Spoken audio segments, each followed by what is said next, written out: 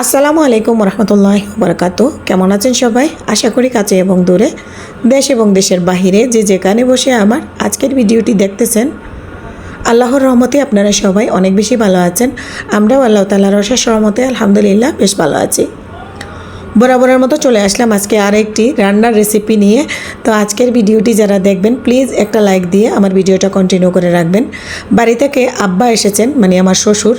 তো বাড়ি থেকে 5টা মাগুর মাছ নিয়ে এসেছেন, আর মাছগুলো আমি একটা বাটনার সাহায্যে পরিষ্কার করে নিচ্ছি। মাগুর মাছ কালা কালা দেখতে মনে হয়, তো একটু চামড়াটা উপরে ঘষাঘষি করে ডলাডলি করে পরিষ্কার করে নিলে খেতেও ভালো লাগে আর দেখতেও সুন্দর লাগে। তো মাছটা যেহেতু ফ্রিজের ছিল, তাই আমি হলুদ মরিচ লাগিয়ে এখন ভালো করে ভেজে নিব। আর এটা রান্না করব আজকে আমার শাশুড়ি মায়ের কথা খুব মনে পড়ছে। আম্মা যেভাবে রান্না করতেন, তো আমার শাশুড়ি মার মতো করে রান্না করব। আর বাড়ি থেকে 5টা মাগুর মাছের সাথে 2টা টাকি মাছ ছিল, আর 2টা টাকি মাছ আমি আজকে ভর্তা করার জন্য প্রস্তুতি নিয়েছি। আমরা এরকম করে টাকি মাছ ভর্তা করি, আর এভাবে করে টাকি মাছ ভর্তা করলে এত মজা লাগে। যারা কখনো খান নাই, আমার আজকের এই রেসিপিটা, টাকি মাছের ভর্তার রেসিপিটা দেখে শিখে নিতে পারেন, আপনারাও খেতে পারেন এরকম করে মজার মজার রান্নার রেসিপি। আমি সব কিছু দেখেন ফ্রাই প্যান গরম হয়ে যাওয়ার পর দিয়ে দিয়েছি। আরেক চুলায় তরকারিটা বসিয়ে দিচ্ছি। তরকারিটা রান্না করব মাগুর মাছ। এখন আমি দিয়ে দিচ্ছি এখানে প্রায় 1.5 কাপ পরিমাণ পেঁয়াজ কুচি, আর পেঁয়াজ কুচিটা ভালো করে লাল লাল করে ব্রাউন কালার করে ভেজে নিব। চুলার আঁচটা মিডিয়াম আঁচে রেখেছি।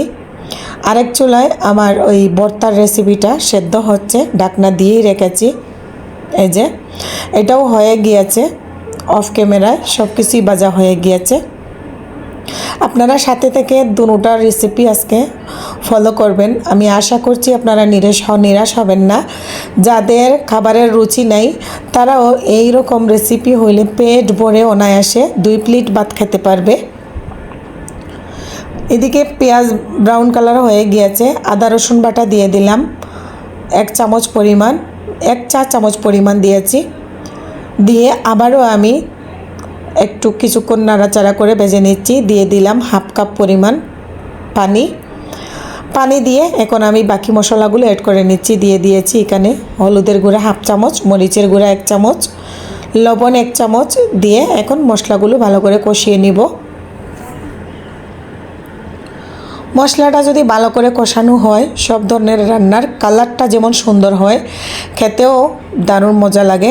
এখন আমি একটা আলু একদম কুচি করে কেটে নিয়েছি, আলুটা ধুয়ে রেখেছিলাম। এখন আলুটা দিয়ে দিয়েছি। কিছুক্ষণ আলু দেওয়ার পর আমি এভাবে কষিয়ে নিব।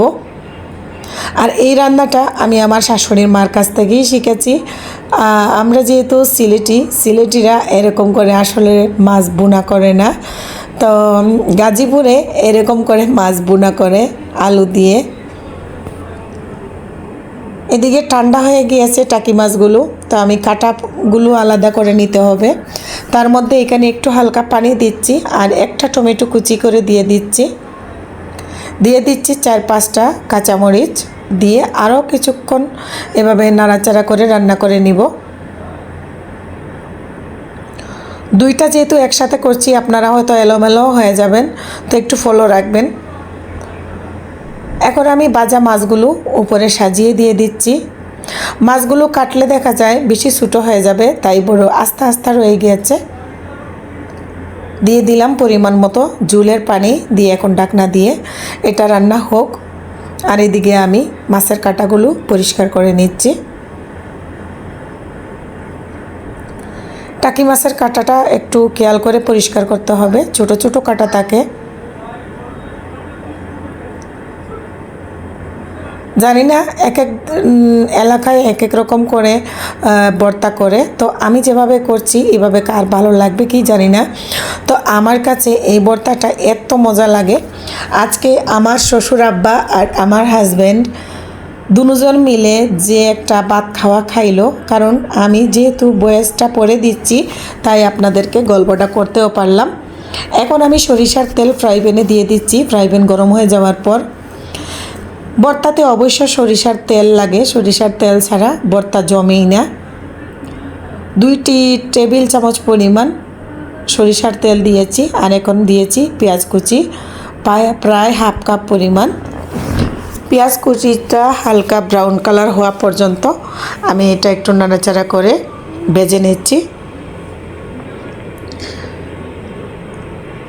এখন আমি দিয়ে দিলাম কাটা পরিষ্কার করা এবং মরিচ, পেঁয়াজ, রসুন, টমেটো সবগুলো এক করে নিয়েছিলাম। এখন নাড়াচাড়া করার পালা। এভাবে চামচ দিয়ে বা খুন্তি দিয়ে আপনারা মিশিয়ে নিতে পারেন, আমি যেভাবে মিশিয়ে নিচ্ছি। কালারটা ক্যামেরাতে যেমন দেখা যাচ্ছে আসলে বাস্তবে দেখতে আরও সুন্দর আর খুব লোভনীয় হয়েছিল। এদিকে যে মাগুর মাছটা হচ্ছে, মোটামুটি ঝোলটা কমিয়ে যাচ্ছে। আরও একটু ঝোল কমা পর্যন্ত জাল করব, তারপরে নামিয়ে ফেলব। মাছ ভর্তার মধ্যে আমি এখানে বিলাতি ধনিয়া পাতা কেচি দিয়ে কুচি করে দিয়ে দিচ্ছি। ধনিয়া পাতা ছাড়া এই ভর্তাটা যেন জমেই না।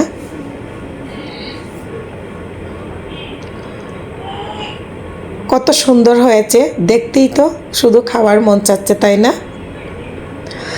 কথা বলতে বলতে আপনাদের সাথে আরেকটা কথা বলে নিচ্ছি। আমার আজকে বয়সটা দিতে হয়তো বা আপনারা বুঝতে পারছেন আমার গলাটা ভেঙে গেছে, তো এটা আপনারা প্লিজ একটু মানিয়ে নেবেন। হয়ে গেল আমার মজাদার ভর্তার রেসিপি। আর এই মজাদার ভর্তার রেসিপিটা আপনাদের যদি ভালো লাগে আপনারা ট্রাই করতে পারেন। আর এদিকে আমার আলু দিয়ে মাগুর মাছটা রান্নাও হয়ে গিয়েছে। খুবই কালারফুল হয়েছে এবং খেতে যে দারুণ মজা। আর বাড়ির পুকুরের মাছ চাষের মাছের থেকে দ্বিগুণ মজা থাকে।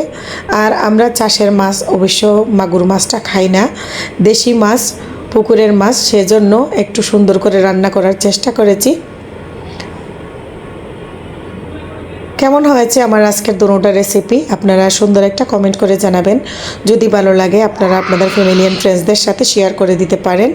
আর বেশ ভালো লাগলে আজকের ভিডিওটি আপনারা যারা এখনও সাবস্ক্রাইব করেন নাই আমার চ্যানেলটি সাবস্ক্রাইব করে পাশে থাকবেন। আর যারা অলরেডি সাবস্ক্রাইব করে পাশে আছেন সবাইকে অসংখ্য ধন্যবাদ। আমার ভিডিও বা আমার কথাবার্তার মধ্যে কোনো ভুল ত্রুটি হইলে প্লিজ ক্ষমা সুন্দর দৃষ্টিতে দেখবেন। আবারও চলে আসবো নতুন কোনো ভিডিও নিয়ে। সেই পর্যন্ত সবাই ভালো থাকবেন, সুস্থ থাকবেন এই কামনা করে আজকের মতো আমি এখানে বিদায় নিয়ে নিব। আল্লাহ হাফেজ। আসসালামু আলাইকুম ওয়া রাহমাতুল্লাহি ওয়া বারাকাতুহু।